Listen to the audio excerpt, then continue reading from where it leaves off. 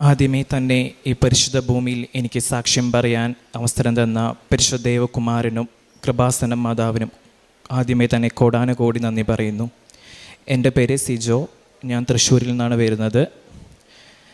ഞാൻ കഴിഞ്ഞ കൊല്ലം ജൂണിലാണ് ഉടമ്പടി എടുത്തത്. ഉടമ്പടി എടുക്കാനുള്ള കാരണം എന്ന് പറയുന്നത്, ഞാനൊരു ഫിസിയോതെറാപ്പിസ്റ്റാണ്.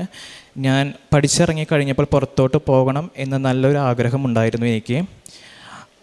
അപ്പോൾ ഞാൻ പല ഏജൻസികളായും കോണ്ടാക്ട് ചെയ്തു അവരെ. അപ്പോൾ അവർ ഇൻ്റർവ്യൂ ഡേറ്റ് ഷെഡ്യൂൾ ചെയ്തു. ഞാൻ കുറച്ച് പേയ്മെൻറ്റ് ചെയ്തിരുന്നു അവിടെ. പക്ഷെ അവർ പല കാരണങ്ങളാലും അത് പോസ്റ്റ്പോൺ ചെയ്ത് ഒരു 8 മന്തായി. അപ്പോൾ ഞാൻ ആകെ ഡിപ്രഷൻ ആ സ്റ്റേജിലോട്ട് പോയിക്കൊണ്ടിരിക്കുന്ന സമയത്ത് എൻ്റെ സിസ്റ്റർ എന്നോട് പറഞ്ഞു, നീ ഒരു കാര്യം ചെയ്യ്, കൃപാസനത്തിൽ പോയിട്ട് മാതാവിൻ്റെ ഒരു ഉടമ്പടി എടുത്താൽ നടക്കാത്ത കാര്യങ്ങളൊന്നുമില്ല. ആദ്യം എനിക്ക് അങ്ങനെ ഒരു വിശ്വാസം ഉണ്ടായിരുന്നില്ല. പള്ളിയിലോട്ട് പോവും, പ്രാർത്ഥിക്കും, ആ ഒരു ഇതിലായിരുന്നു. പക്ഷെ ഞാനിവിടെ ഉടമ്പടി എടുത്ത് എനിക്കൊരു 3-ാമത്തെ ദിവസമാണ് എനിക്കൊരു കുവൈറ്റിൽ നിന്ന് ഒരു ഇൻ്റർവ്യൂ കോൾ വരികയും ഞാനതിൽ പെട്ടെന്ന്, എനിക്ക് അത്ര എക്സ്പീരിയൻസ് ഒന്നുമില്ല. ഞാൻ പഠിച്ചിറങ്ങിയിട്ട് 1.5 ഇയേഴ്സ് ആകുമ്പോഴേക്കും എനിക്ക് ആ ഇൻ്റർവ്യൂ സെലക്ട് ചെയ്ത് എനിക്കൊരു 3 മന്തിൻ്റെ ഉള്ളിൽ കുവൈറ്റിലൊരു ഫിസിയോതെറാപ്പിസ്റ്റായിട്ട് വർക്ക് ചെയ്യാൻ പറ്റി. അപ്പോൾ അങ്ങനെ ഞാൻ ഫിസിയോതെറാപ്പിസ്റ്റായിട്ട് കുവൈറ്റിൽ കഴിഞ്ഞ കൊല്ലം സെപ്റ്റംബർ 24 ഞാൻ ജോയിൻ ചെയ്തു. അത് കഴിഞ്ഞ് ഒരു 6 മന്ത് കഴിഞ്ഞപ്പോൾ 8 മന്ത് ആയപ്പോൾ അവർ പറഞ്ഞു, കുവൈറ്റ് പ്രോമറ്റ്, അവിടെ രജിസ്റ്റേർഡ് ഫിസിയോതെറാപ്പിസ്റ്റ് ആവണമെങ്കിൽ കുവൈറ്റ് പ്രോമട്രിക്ക് പാസ്സാവണം അവിടുത്തെ. അപ്പോൾ ഞാനാകെ, എനിക്ക് എക്സാം എഴുതണമെങ്കിൽ ഒരു കോൺഫിഡൻസും ഉണ്ടായിരുന്നില്ല. എൻ്റെ ഉടമ്പടി ഓൾറെഡി 6 മന്ത് കഴിഞ്ഞിരുന്നു. അപ്പോൾ ഞാൻ വിചാരിച്ചു, നാട്ടിൽ വന്നിട്ട് എക്സാം എഴുതാം, ഉടമ്പടി പുതുക്കണം. എനിക്ക് ഒരു കോൺഫിഡൻസ് ഇല്ല, എന്നെ കൊണ്ട് പറ്റത്തില്ല, ഞാൻ ഒരു ബിഗ് സീറോയാണെന്ന് എനിക്ക് നന്നായിട്ട് അറിയാം. അപ്പോൾ ഞാനങ്ങനെ കഴിഞ്ഞ ആഴ്ച നാട്ടിലോട്ട് വന്നു. ഞാൻ എക്സാം ഡേറ്റ് ബുക്ക് ചെയ്തു. ഞാൻ എക്സാം ഡേറ്റ് ബുക്ക് ചെയ്ത സമയത്ത് എനിക്കൊരു ചൊവ്വാഴ്ച എടുക്കണമെന്നായിരുന്നു എനിക്ക് എക്സാം ഡേറ്റ്. അതേപോലെ തന്നെ എനിക്ക് സെപ്റ്റംബർ 24 എക്സാം ഡേറ്റ് കിട്ടി. ആ 24 ഞാൻ എക്സാം ഡേറ്റ് ബുക്ക് ചെയ്ത് അത് കഴിഞ്ഞപ്പോഴാണ് എനിക്ക് മനസ്സിലായി, ഈ 24 തന്നെയാണ് ഞാൻ കുവൈറ്റിലോട്ട് എത്തിയത്. അപ്പോൾ എനിക്ക് വിചാരിച്ചു, ഒരു മാതാവിനൊരു പദ്ധതി ഉണ്ടാവുമല്ലോ, അതായിരിക്കും എനിക്ക് 24 എക്സാം ഡേറ്റ് കിട്ടിയത്. അത് കഴിഞ്ഞ് ഞാൻ 24-ാം തീയതി എക്സാം ഡേറ്റ് ബുക്ക് ചെയ്തു. ഞാൻ 17-ാം തീയതി ഞാനിവിടെ എത്തി, കൊച്ചിയിലെത്തി. ഞാനിവിടുന്ന് 18-ാം തീയതി ഇവിടേക്ക് വന്ന് ഞാൻ രാത്രിയാണ് എത്തിയത്. അപ്പം ഞാനിവിടെ ആൾക്കാർ കുറച്ച് കുറവായിരുന്നു ആ സമയത്ത്. എനിക്ക് കുറേ നേരം മാതാവിൻ്റെ അടുത്ത് പ്രാർത്ഥിക്കാൻ പറ്റി. എൻ്റെ പാസ്പോർട്ടും ഹോൾ ടിക്കറ്റും കൂടെ ഞാനിവിടെ കരഞ്ഞു പ്രാർത്ഥിക്കുവാനും മാതാവിൻ്റെ അടുത്ത്, എക്സാമിന് നീ തന്നെ ഇറങ്ങി വരണം, അല്ലാതെ എനിക്ക് രക്ഷയില്ല, ഞാൻ ഒന്നും പഠിച്ചിട്ടില്ല, എനിക്ക് പഠിക്കാൻ സമയം കിട്ടിയിട്ടില്ല, എന്തൊക്കെ പഠിക്കാൻ പറ്റുന്നില്ലേ സത്യം പറഞ്ഞു കഴിഞ്ഞാൽ. അപ്പോൾ അത് കഴിഞ്ഞ് ഞാൻ ഇവിടുത്തെ ചേട്ടനോട് ചോദിച്ചു, എനിക്ക് അച്ഛനെ കാണാൻ പറ്റുമോ എന്ന് ചോദിച്ചു. അപ്പോൾ അവിടുത്തെ ചേട്ടൻ പറഞ്ഞു, അച്ഛനെ നാളെ കാണാൻ പറ്റത്തില്ല, അച്ഛൻ വ്യാഴാഴ്ച ദിവസം അച്ഛൻ പൊതുവെ ഇരിക്കാറില്ല എന്ന് പറഞ്ഞു. അപ്പോൾ ഞാനാകെ മനസ്സിൽ വിചാരിച്ചു, ദൈവം എനിക്കൊന്ന് അച്ഛനെ കണ്ടാൽ മതി എന്ന് വിചാരിച്ചു. കാരണം പറഞ്ഞാൽ അച്ഛൻ കഴിഞ്ഞ കൊല്ലം ഒക്ടോബറിലാണെന്ന് തോന്നുന്നു കുവൈറ്റിലെ അഹമ്മദി ചർച്ചിൽ അച്ഛൻ ധ്യാനം നടത്തിയിരുന്നു. അപ്പം ഞാൻ 3 ദിവസം ധ്യാനത്തിന് ഞാൻ പോയിരുന്നു. പക്ഷേ എനിക്ക് അച്ഛനെ നേരിട്ട് കാണാൻ പോലും പറ്റിയില്ല, അത്രമാത്രം ക്രൗഡഡ് ആയിരുന്നു അവിടെ. അപ്പം ഞാൻ വിചാരിച്ചു, ഈ കൃപാസനം ഇത്രമാത്രം ലോകമെമ്പാട് ജനങ്ങളിലോട്ട് എത്തിയെന്ന് അപ്പോഴേ എനിക്ക് മനസ്സിലായി. ഞാൻ ആകെ തന്നെ വണ്ടറായിപ്പോയി, ഇത്രമാത്രം വിശ്വാസികളുണ്ടോ, അതും കുവൈറ്റ്, ഒരു അറബിക് കൺട്രിയാണ് കുവൈറ്റ്, അവരുടേതായ പ്രോട്ടോക്കോളും. പക്ഷെ അവിടുത്തെ പോലീസ് വരെ ഭയങ്കര പ്രൊട്ടക്ഷനായിരുന്നു അച്ഛനും കാര്യങ്ങൾക്കൊക്കെ വേണ്ടിയിട്ട്. അപ്പം എനിക്ക് ഒന്നുകൂടി വിശ്വാസം കൂടി. അപ്പോൾ ഞാൻ അച്ഛനൊന്ന് കാണണമെന്ന് എനിക്കുണ്ടായിരുന്നു. അപ്പോൾ ഞാൻ ഒരു 19-ാം തീയതി രാവിലെ കുർബാനയ്ക്ക് വന്ന സമയത്ത് അച്ഛൻ ഇവിടെ നിൽക്കുന്നുണ്ടായിരുന്നു. ഞാൻ ഇവിടെയായിരുന്നു കുർബാന കണ്ടുകൊണ്ടിരുന്നത്. അപ്പം അച്ഛൻ അവിടെ നിൽക്കുന്നുണ്ടായിരുന്നു. എന്നെ അച്ഛൻ ശ്രദ്ധിച്ചോ എന്നറിയത്തില്ല, പക്ഷെ ഞാൻ ആദ്യമായിട്ടാണ് ഞാൻ അച്ഛനെ കാണുന്നത്. എനിക്ക് കാണാൻ പറ്റിയിരുന്നില്ല അച്ഛനെ. അപ്പോൾ എനിക്കൊരു പോസിറ്റീവ്നെസ് വീണ്ടും എനിക്ക് ഫീൽ ചെയ്തു. ഞാൻ രാവിലെ ഇവിടേക്ക് ഉടമ്പടി എടുക്കാൻ വന്ന സമയത്ത് എനിക്ക്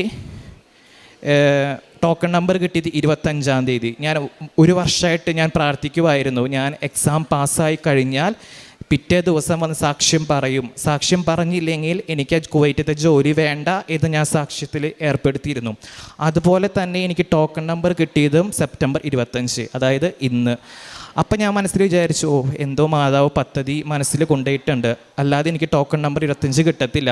അപ്പോൾ എനിക്ക് ഇന്നുകൂടി പോസിറ്റീവ്നെസ് കൂടി. ഞാനിവിടെ ഉടമ്പടി പുതുക്കി ഞാനങ്ങനെ എക്സാമിന് ഇന്നലെ ആയിരുന്നു.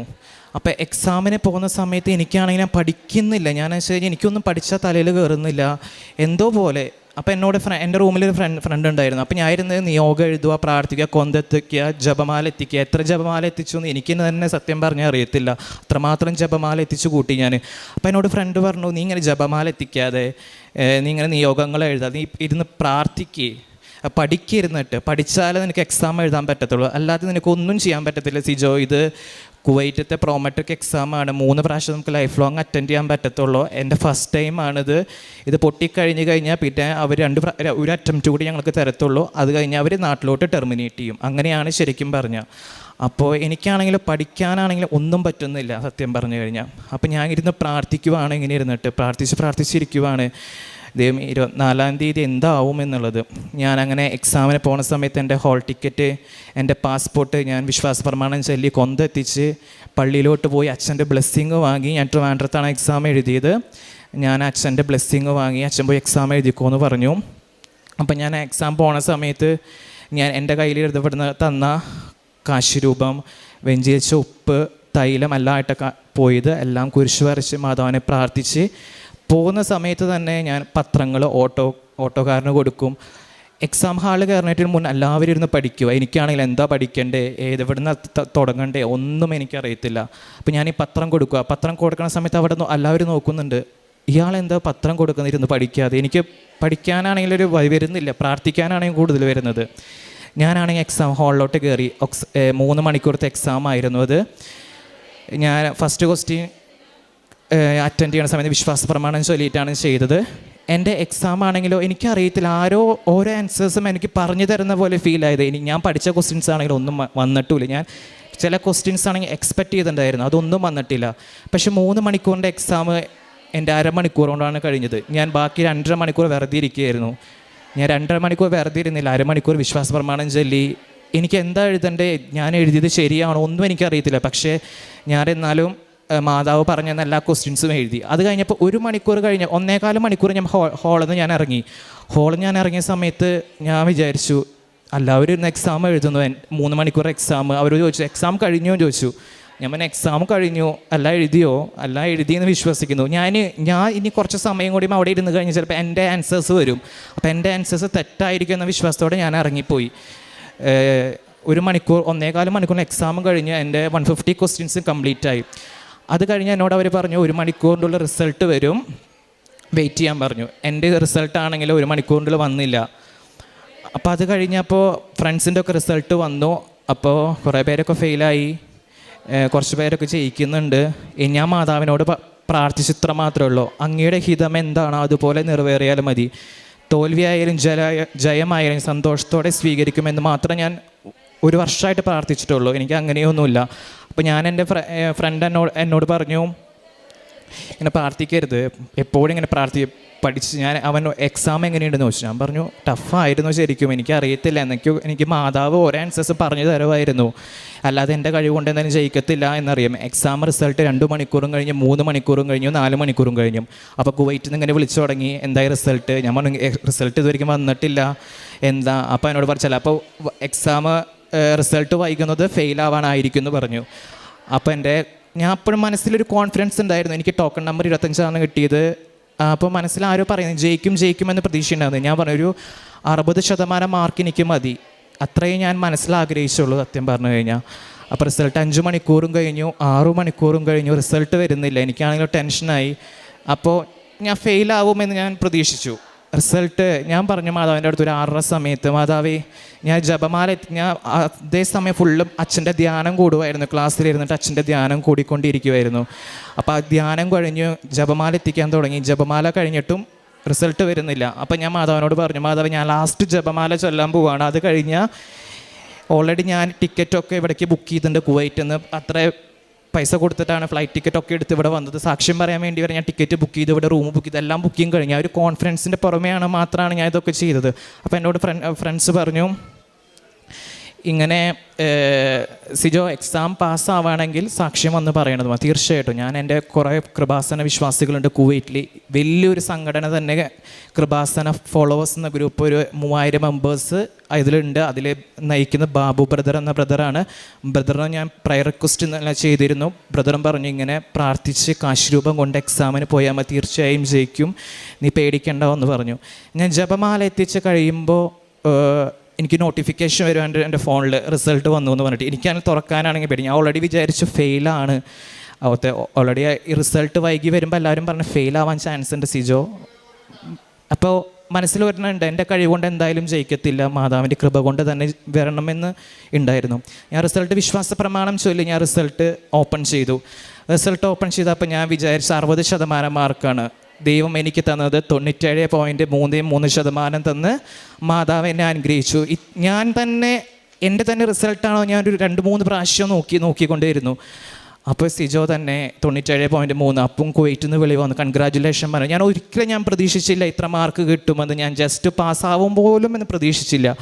പക്ഷേ മാതാവ് തന്നെ ഇറങ്ങി വന്ന് എൻ്റെ എക്സാം എഴുതി. പക്ഷെ ഞാൻ കുറച്ചുകൂടി സമയം ആ ഹാളിലിരുന്നെങ്കിൽ ആ എക്സാം അതൊക്കെ വെട്ടി ഞാൻ എൻ്റെ തന്നെ ആൻസർ എഴുതിയായിരുന്നു. അപ്പോൾ ഞാൻ ഫെയിലാവുമായിരുന്നു, ഉറപ്പായിരുന്നു. അപ്പോൾ ഇത്രയും നല്ല അനുഗ്രഹം തന്ന മാതാവിന് ഒരുപാട് നന്ദി. പിന്നെ എൻ്റെ കാരുണ്യ പ്രവർത്തികൾ എന്ന് പറഞ്ഞത്, ഞാൻ കുവൈറ്റിൽ വർക്ക് ചെയ്യുന്നത് കാരണം കൊണ്ട് എനിക്ക് കുറേ ചെയ്യാനങ്ങനെ പറ്റത്തില്ല. ഞാൻ പൈസ അയച്ചു കൊടുക്കും എൻ്റെ വീട്ടിൽ പറ്റുന്നത് പോലെ, എന്നെക്കൊണ്ട് പറ്റുന്നത് പോലെ ഞാൻ സഹായിക്കും. ഒരു കുട്ടിക്ക് പഠിക്കാനാണെങ്കിൽ എന്നെക്കൊണ്ട് പറ്റുന്നത് എന്താണോ അതുപോലെ ഞാൻ സഹായിക്കും.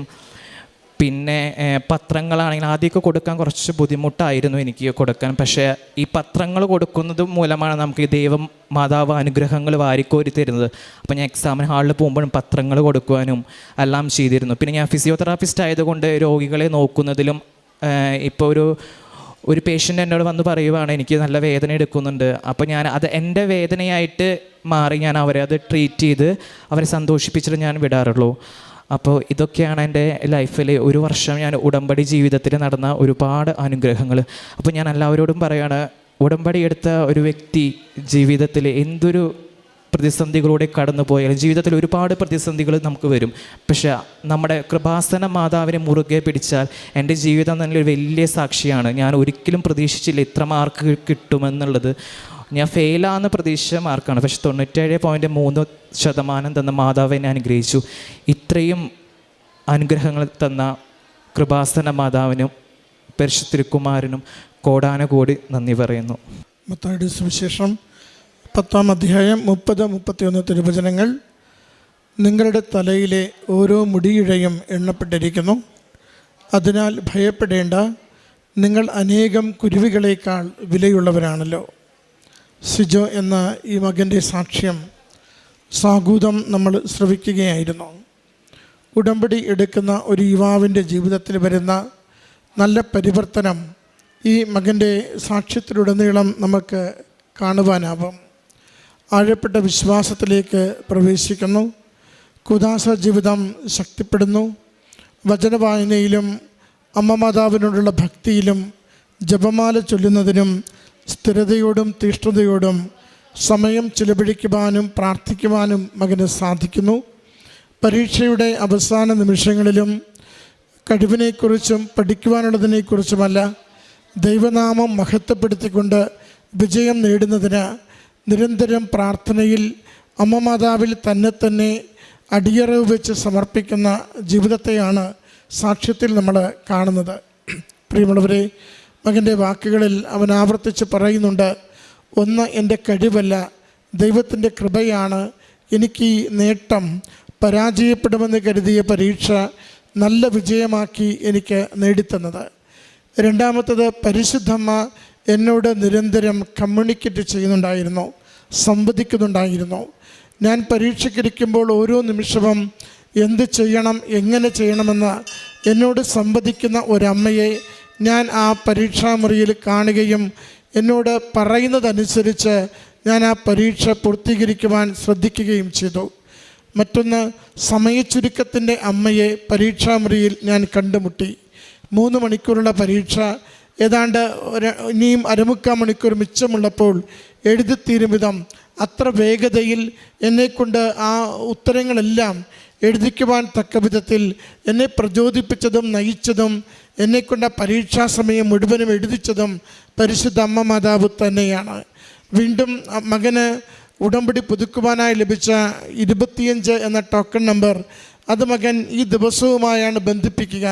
സെപ്റ്റംബർ 25 നല്ലൊരു കാര്യം ജീവിതത്തിൽ സംഭവിക്കുമെന്ന്, അത് അവൻ്റെ വിജയമായും സാക്ഷ്യം പറയുവാനുള്ള അവസരമായും ദൈവനാമത്തെ ലോകത്തിനു മുമ്പിൽ മഹത്വപ്പെടുത്തുവാനുള്ള സാഹചര്യമായും മകൻ കാണുകയാണ്.